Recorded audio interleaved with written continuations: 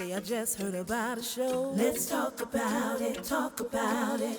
Where the independent artists go. Let's talk about it, talk about it. Niecy got a new EP. Let's talk about it, talk about it. Stephanie's doing comedy. Let's talk about it, talk about it. That girl from LA and that guy Let's talk about it, talk about it. And now your host of Let's Talk About It, Raheem Mitchell. Hello, and welcome to Let's Talk About It. I am your host, Raheem Mitchell. Welcome back, everybody. And I hope everybody is being safe and away from all that COVID. Make sure you wash your hands and wear your mask, too. Today, we are going to have a great show. Now, some people make shirts, but the gentleman I have here today, he makes shirts, from what I'm told. So, ladies and gentlemen, please welcome Mr. Michael Roberts to Let's Talk About It.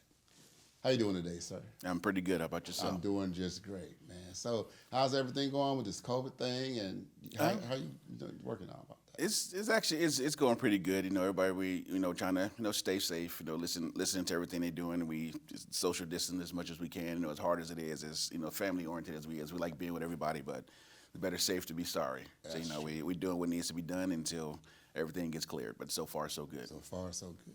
All right, I thank you for that, sir.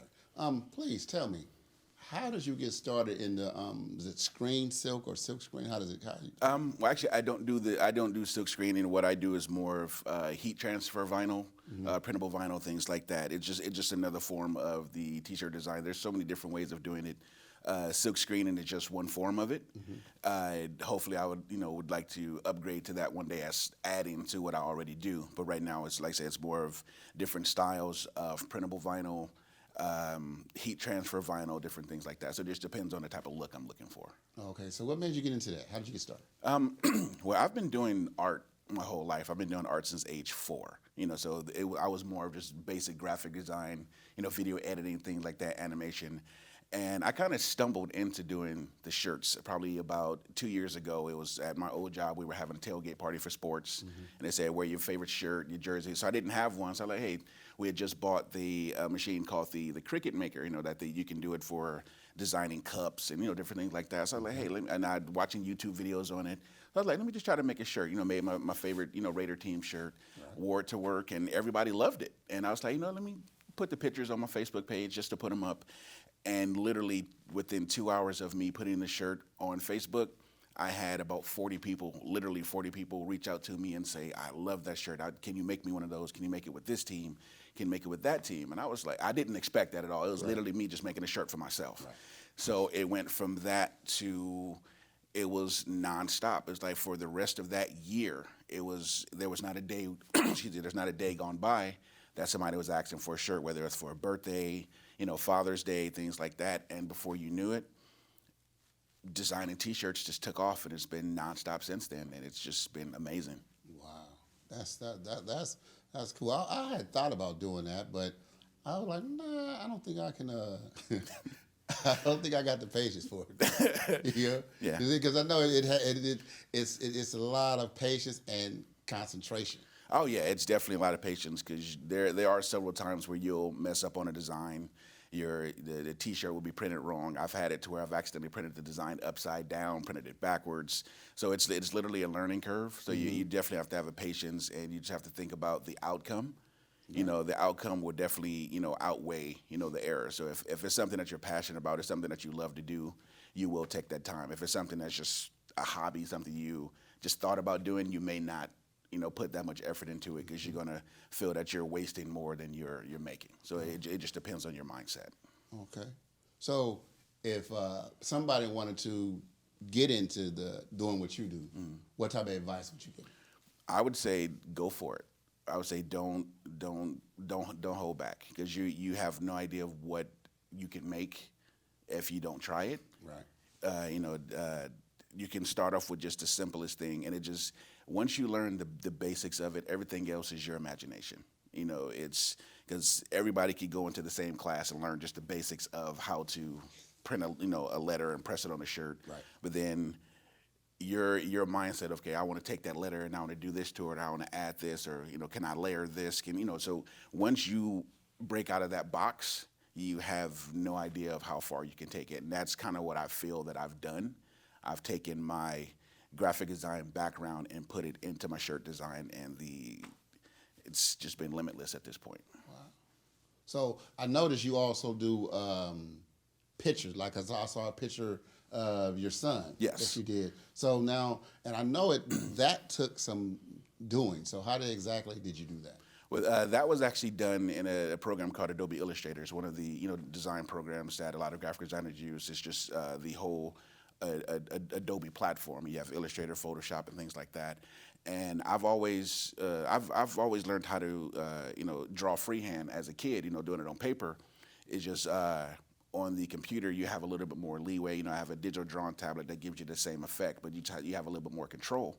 And again, even with that, I've watched several people on YouTube that do it.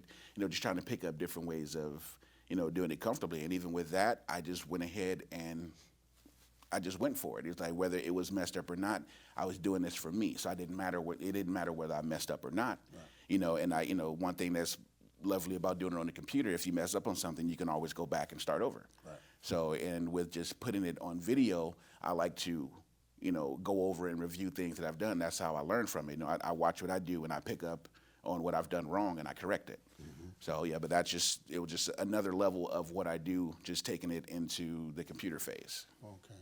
So what was your most difficult design and most easy design, and why? That's actually a good question, because pretty much everything I do, I like it to have some degree of difficulty because it just makes me stronger. Right. So most designs that most people would consider difficult, I consider simple, and it's just how my mindset is. But if I had to pick a difficult design, I would probably say doing the portrait of my son, because it's something that I hadn't done in years. Right. I had tried it once before, but it didn't come out as well as I liked it, so I kind of backed off on it and focused on some other things. But I would say that was probably one of the most difficult. But like I said, with everything I do, I always add some degree of difficulty to it just to help, boost my my design skills. So as far as anything being easy, I would probably say everything was easy because I know the basis of what I'm doing. I'm just adding more to it. Mm-hmm. Okay, so someone were to bring you a design, mm-hmm. and with your knowledge that to yourself, this design is not going to work. Mm-hmm. How would you go, and they insist that you do that, would you do it, or would you go ahead and do it and then show them why it won't work, or would you tell them it just wouldn't work? I don't know. I would show them, because you can very easily say it, but some people have to visually see it. Right. So, the basic design that they want, I'll create it. And then depending on how fast I created it, I'll also create the one with the detail that I was mentioning to them. Mm-hmm. So I would show them their design first, and I would say, this area here, now when you look at this one, this is what I was talking about. So now they can see what they wanted, and then they can see the edit that I was mentioning, and I'll put them side by side. That way, if they like their edit, it's perfect. But then when they see what I have, they'll see the more detail that was added to it, how it actually brings out more of what they wanted. Right. But I'll always give them what they want and show them, what I was talking about. I don't never want to not give the customer what they want. Right. So yeah, so I'll definitely give them their option, and then I'll show them mine. Oh, okay. So if I wanted to send you a design, mm-hmm. Okay, so somebody said, okay, I want you to design me a T-shirt with my graduation year on it with the high school in the background. Mm-hmm. Okay, what would they have to do that? Well, as far as the design that they want to say, if they have a photo that they want on there, I'll have them send me, the digital photo through email, or the easiest way possible. Digital is always better. Mm-hmm. And I'll have them give me the information, like the wording that they want on there. Then I'll ask, do you want, like fancy, cursive type writing? Do you want boxing? So I'll get all the details I'll try to help them bring their visual concept of what they want, because some can say it, and some can't. So you have to ask those questions that will help trigger it. Mm-hmm. So I'll ask those questions like, what type of lettering do you want? How big do you want it? What part of the shirt do you want it? So I'll ask all these different questions. I'll ask, color scheme, things like that. So I'll get all that whole list of everything that they want. And also what I like to do as well, just to help them, because sometimes they'll only have the basis of what they want. Right. as I'm creating the design, I'll send them pictures step by step. So once they get to a certain point, they're like, okay, yeah, I see that now. So what I was thinking about doing was, instead of this having this here, put it here. So, they can see that once they have something in front of them. But if they're just telling you what they want, sometimes they can't get out exactly what they want. Right. So those are the steps I take. And I have people laugh when I tell them that I always use the phrase, I like to bring your imagination to reality. Right. Because you can imagine anything, but it's kind of hard to put it down on paper, and that's where I step in. Okay. Now, can you explain to some of the viewers about what you guys mean when you say send me something at the highest resolution? Yeah. Okay. So I would say some of the highest resolution would be, like, say, if you have an actual photo, like a picture that you've taken, like you had it printed somewhere, that's the highest quality there. Right. And sometimes someone will maybe want to take a picture of it with a camera phone or something like that. Even though it's a high definition camera, you start to lose some of the quality. So now your picture becomes, in the digital term, pixelated or out of focus. Okay. So your picture will start to look blurry. Okay. And even when we put it in the programs to try to increase the resolution again, because it's blurry, you're not going to get that same quality that you would from the original copy. Right. So when someone has a digital copy, like, say, if you had it, printed at like a Walmart or a photo studio, and they'll give you a copy, say, like on a CD, a flash drive, through email, those are digital copies. So that's the highest resolution possible. So when you send us a copy of that, you're sending us the original. So the quality is as high as possible. So images that we do, whether we're turning it into a poster, a billboard that you see on the street, that resolution is high enough to where you can keep that photorealistic quality of the image that you're sending. No. Okay. So the only reason why I'm asking, because I remember they were saying that to me when I was working on my backdrop, and they kept telling me to send them. They said each time I send a resolution over, lose pixels. Is that true? You use pixelations or? Yeah, it's like, say, the pixel is literally just you may hear a term where someone says DPI. That's dots per inch. Yeah. And when you look at images, if you could zoom in as close as humanly possible, you'll start to see small squares within that photo. And it's like the higher number of squares that you have, the clearer your picture would be. If you start to lose those dots or lose those squares, then that's when your picture will start to look focused, almost like if you stretch your picture and it gives that blurred effect. It's kind of the same thing. Oh, okay. So during the COVID, has the business picked up, stayed the same, or did it kind of drop off a little bit? Well, actually, as crazy as it sounds, it actually kind of picked up. Because one thing that I noticed that COVID did do, it actually got more people to, I could say, even myself, for the lack of a better word, stop procrastinating on certain things that they were trying to do, like, say, business ventures or things like that. Right. So you have more people that were starting to, push their businesses, whether it was, shirt designs, interior design, things like that. So now you have people that need logos, need things for their shirts, just different things like that. So surprisingly, it actually picked up. And which was great for me. I didn't expect it. Once that happened, I was like, okay, I may need to start trying to do something else on top of this. But it actually took off, and it's been pretty constant ever since. So I was blessed enough to have that happen. It's crazy how it happened, but it happened in a positive way.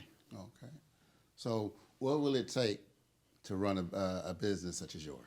What does it take? Well, one, you definitely have to have patience and determination, because it's not something that will happen overnight. Because you have so many people that do it, you kind of have to have something that stands out from everybody else. It's like, what will make me buy your design opposed to the person next to you? So you have to have different ideas and things like that. And just the equipment, you have to know how to use your equipment, because you can start off with some of the basic equipment and have your quality come out like if you're doing this in a multi-$1,000 studio. So, it just, you have to know what you're doing, and you have to have the patience to do it. You have to be able to listen to what the people want and give them exactly what they want. You never want to give them what you think they want. Right. That's going to have a reverse effect. It may work with some people, but not everybody, because you have some set in their ways on exactly what they want. They want it simple. And sometimes with me, simple is actually hard to do because I'm very detailed. Right. So, you have to learn different people and you have to be able to, adapt to your environment, so to speak. Okay. So it just, knowing your equipment and having patience, because with equipment, things break down. Things stop working, power goes out. So it could be, and especially with COVID and the way everything happened, everybody working from home, things are working way more, than before. Like, more power is being used. So you could have it where something goes out. You have to know how to talk to people.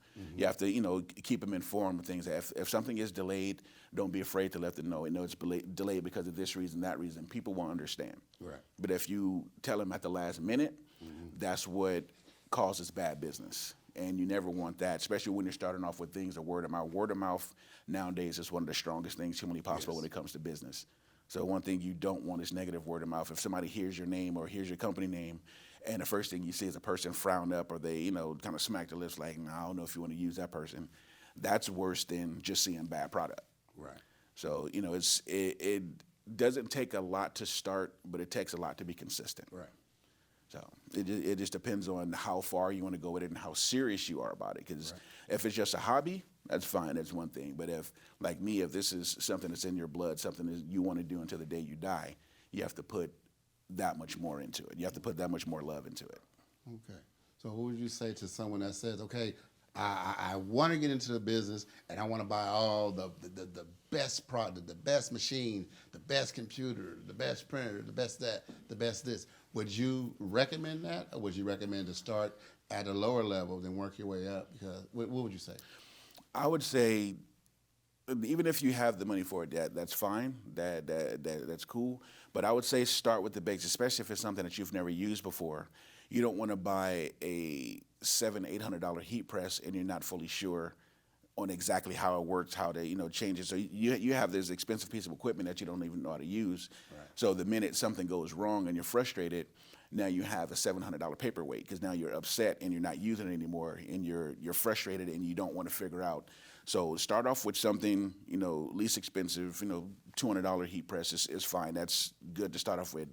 And if something happened, if it breaks down, one, you're not going to be too upset because you didn't spend that much money on it. Right. But then when you start to crank this business out on this inexpensive device that you bought, now you start to think and you get more motivated. If I can do this with this $200 press, once I upgrade to a $400 or $500 press, just imagine just how much more detail I can do. Right. So it mentally motivates you.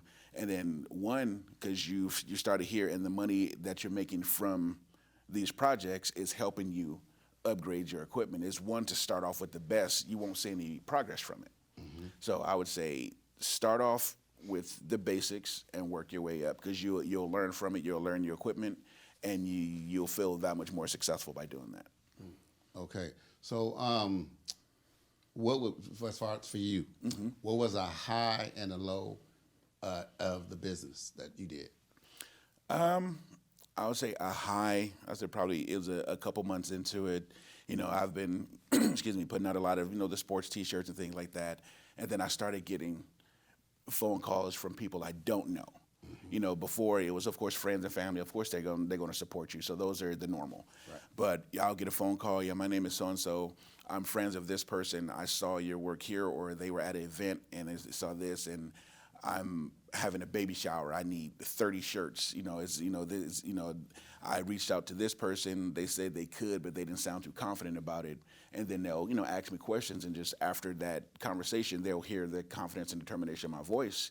Then they'll go with me, and it's just that word of mouth I love even more, because I'm getting people that I've never met, or I've even had people from other states contact me and say, I saw this from a friend of mine. Would you be able to do this? And I'm shipping as far as Washington, Arizona, Louisiana, and it's just that fact that the work that I'm doing is being noticed by not just my friends and family, just random people, and they see enough confidence in my work to want to work with me. And that's probably one of the biggest highs that I had. Right. And as far as a low, I would say, honestly, because what I love doing, I don't think I've had any lows. Right. It's just more of, even when work slows down, that doesn't stop me, because that, in a way, that kind of gives me time to come up with something new that might push it back up. Right. So there's some points where I've had people call to where I actually had to turn down projects, and I was like, wow, I have so much work going that I can't take that. Right. I never thought I would get to that point. Right. So, and that was just great. And then when it did slow down, I had time, okay, what's my next big design that I want to put out that's going to push it back up? So it gave me time to work and brainstorm and things like that. So I don't think I've ever had a low. I just had a neutral point to add kind of creativity. plateau. Exactly. Right. So, yeah. Okay. So what was your biggest project? My biggest project, I think I did one where it was shirts for a baby shower. It started off maybe with 10 shirts. Right. And then someone else saw my designs on my page and they wanted a shirt. So it went from 10 shirts to 14 shirts. Then one of their family members saw the same thing and heard they were getting a shirt done. And it went from 14 shirts to 16 shirts. So by the time the project was actually getting done, it was up to like 20 plus shirts. Right.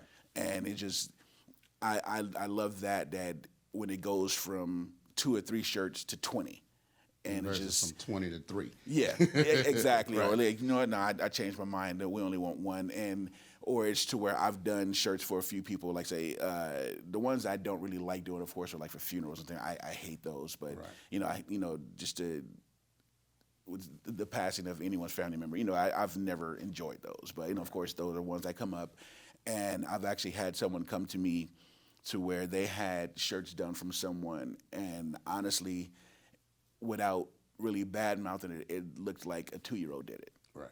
And the fact that it was like the last minute, and because the fact that I was actually able to take that job and the detail that I put in it, it was just a shock that they had from it once they had it done and they got to where they were going. Their family members saw it, and their family members actually had them call me and asked if I could do more, even though the service was already being done. There was about like 5 or 10 more that wanted to be done just because they saw the quality versus what this other person did. So seeing things like that, it really it boosts my ego because it lets me know that people love what I'm doing. Right.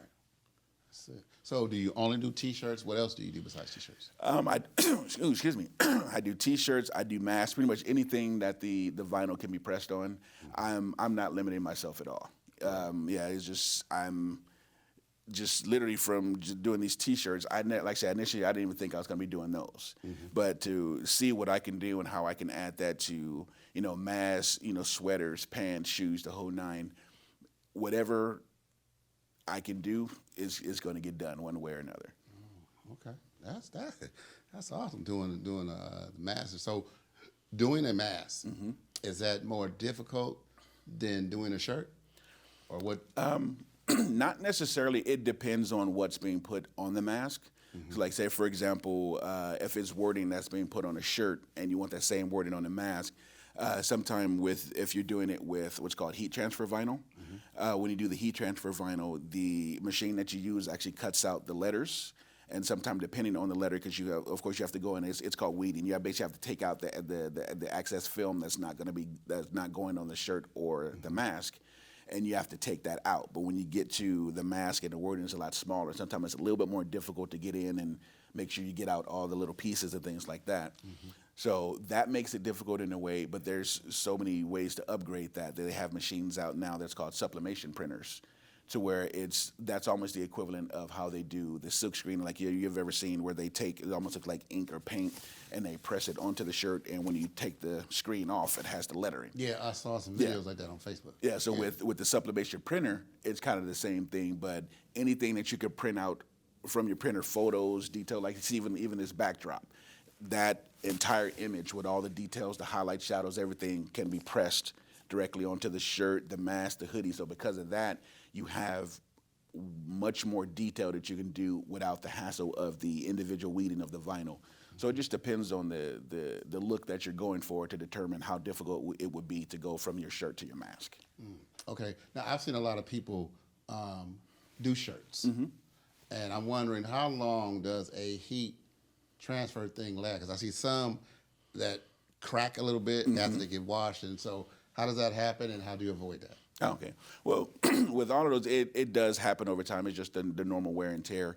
So what I like to do is I let my customers and everyone know that there are certain ways to preserve that. Like with anything, like if there's instructions on how to wash something, like with the heat transfer vinyl, because it's heat pressed. Of course, heat is what affects the material itself. So what I always tell them to do is when you wash it, because they have things like you turn your shirt inside out, wash it in cold water. If you want to dry it, it's best to hang dry it or do like the delicate dry just for a minute or so. Right. And then like if it's wrinkled and you want to iron it, you can use an iron because that's basically what a heat press is a fancy iron. But it just doesn't use any steam because the steam will cause it to peel up. Right. So you want to use just straight heat because the heat is what helps press it into the fabric. Right. So with that it lasts a while. And it just depends on how you take care of it. And that's why so many people now are starting to upgrade to the sublimation printing because the ink is actually embedded into the fabric. Okay. So the design will last as long as the shirt does. So you don't have any material that could peel off. Right. It's literally it's ink. It's colored ink that's embedded into the fabric. So each strand of the fabric in your shirt has that ink embedded into it. So if your shirt lasts 10 years, the design is pretty much going to last 10 years. Okay. All right. Because I remember, when we first met and everything, and I told you I wanted to come on the show, and I sent you my logo. Yeah. And I said I want to see what you can do with it, but I don't know if you had time or so. I don't know if you. Okay. Yeah. Yeah. I remember you sent that for me, and I definitely put that on my calendar. And when I got a lot of my work out of the way, I was able to squeeze it in for you. So I actually not only did a shirt for you, I did a mask for you as well, so you can see the difference between the two because we were talking about that. Right. So this is the shirt here. Oh, you got it. I wanted to surprise you with it.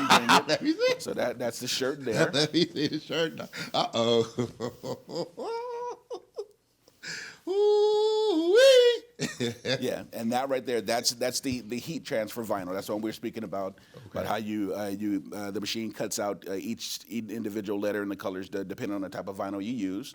So those are individually set and pressed all at the same time. Okay. And also, like I said, I was actually able to do your same design on the mask as well. Oh, you got me a mask too? Oh, they talk about it. Yeah, this is nice. All right. Okay, so this is what you were saying with the other computer you were saying, right? No, that's also the heat transfer vinyl as well. But like I was saying, that with the two different sizes, and when you look at like the holes and everything inside the lettering, sometimes it gets a little bit more difficult on trying to weed it out. So that's what makes it difficult, depending on when your action was different between the pressing on shirts and on the mask. Okay. It's mainly the size. But with like a sublimation printer, all that would have been done on one print. It would have been way more detailed. Ooh. So you got a shot of this, Drew? All right. Yeah. So what you mean by the weeding out? You mean like by the like inside the circle and things like that? Like that would be the vinyl that you would take out. So like on a bigger shirt, it's a lot easier to peel that off. Oh, okay. I understand what you're saying. Exactly. Okay. So on a shirt, the O and the A is a lot bigger for you to go ahead and get that certain piece out. Yeah. Versus how this is too small. It'd be and sometimes it gets tricky. Sometimes the whole letter will peel off a person just a little piece that you want, so it gets a little bit more detailed depending on the size. Oh, okay. So what do you use to weed out? You like exactly? It almost looks like that same type of tool that they use at the dentist office when they're kind of digging in your teeth. It's actually called a weeding tool. Right. You can use those because it has a real pointy tip, and you can go in and peel it off real easy. All right. Yes. The shirts. I finally got my shirt. So just make sure, and I'll keep you guys posted on where you can pick up your shirts and get them. So stay tuned. All right. So right now, what I would like for you to do is just give up your platforms and how people can get in touch with you, and if you have a YouTube channel or page, let me know. Yeah, so definitely. So right now I have everything on Facebook and Instagram. I have my regular Facebook page is under Michael Roberts. I also have it under Steamwriter Productions.